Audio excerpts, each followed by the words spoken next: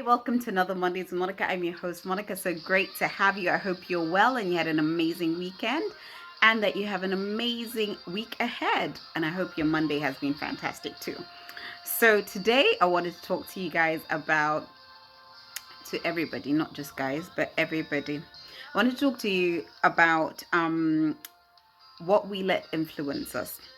Scripture in 1 Corinthians 15:33 says, "Do not be misled. Bad company corrupts good character."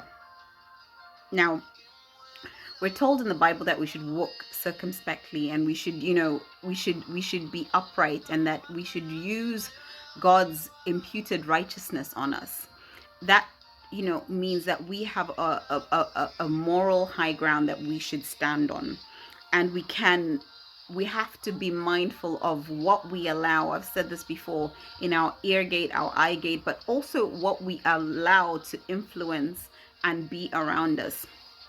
You can start off very well, but if you're misled, you can go in the wrong direction because you've allowed things to come and set in that place and also stop you from where you should go. So in Psalm 1 verses 1 to 2 says, "Blessed is the one who does not walk in step with the wicked, or stand in the way of sinners, or sit in the company of mockers, but whose delight is in the law of the Lord, and who meditates on his law day and night." So this basically is saying that what we allow ourselves to be influenced, by matters. You know, Solomon was the king who had so much wisdom, so much, and because he had the wisdom, he had so much wealth and everything else, but he was led astray by all the wives that he had.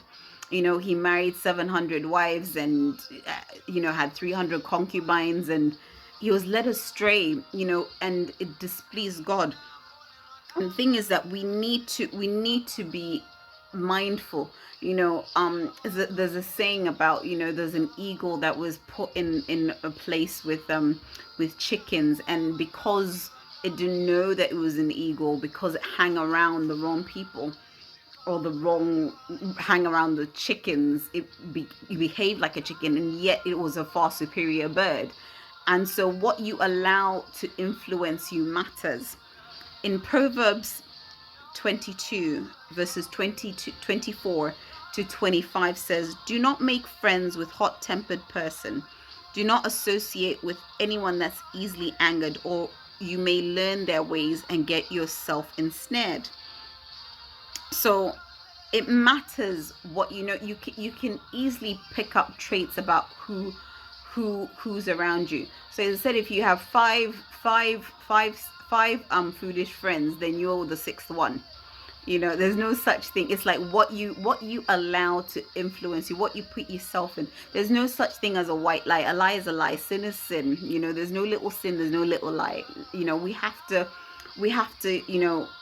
renew our mind daily, not think the way that the world thinks, or do things in the way that the world does, but do things according to God's standard and according to what God says in his word. And that we should keep in good character irrespective of what's going on. Even if it's the most inconvenient thing, we need to stay on the moral high ground and also do what's right in the sight of the Lord. For in 1 Corinthians 15:58 says, "So my dear brothers and sisters, be strong and immovable. Always work enthusiastically for the Lord. For you know that nothing you do for the Lord is ever useless." So we when we hold on to our good character, we hold on to our good faith, we then know that God is with us, and that we can pray, read our word, we can love and be loved, and reflect what the gospel is saying, and be the ones who actually not only just carry the good news, but also be the ones that be that example, going against the grain. And the final scripture I want to read to you is Romans 10 verses 14 to 15. It says, how can they call on him to save them unless they believe in him? And how can they believe in him if they have never heard about him? And how can they hear about him unless someone tells them? And how will anyone go and tell them without being sent? That is why the scripture says, how beautiful are the feet of the messengers who bring good news. You are always being watched. Consciously or unconsciously, you're being watched. Your character speaks. Sometimes your smile will speak for you. You know, if you're always scowling, no one will be, you won't be approachable. No one will want to come towards you.